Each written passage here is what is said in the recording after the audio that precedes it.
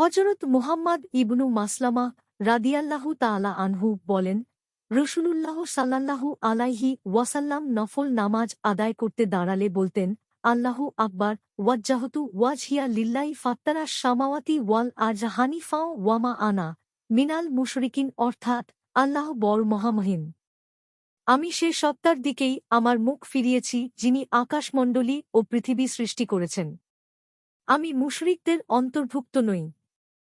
ইমাম নাসাই বলেন, অবশিষ্ট হাদিস তিনি উল্লিখিত জাবির রাদিয়াল্লাহু তাআলা আনহু এর হাদিসের মতোই বর্ণনা করেছেন।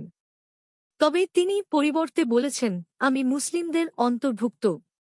এরপর তিনি সাল্লাল্লাহু আলাইহি ওয়াসাল্লাম বলতেন, আল্লাহুম্মা আনতাল মালিকু লা ইলাহা ইল্লা আনতা সুবহানাকা ওয়া বিহামদিকা, অর্থাৎ হে আল্লাহ, তুমি বাদশাহ, তুমি ছাড়া সত্যিকার কোনো মাবুদ নেই, তুমি পবিত্র, সব প্রশংসা তোমার জন্য।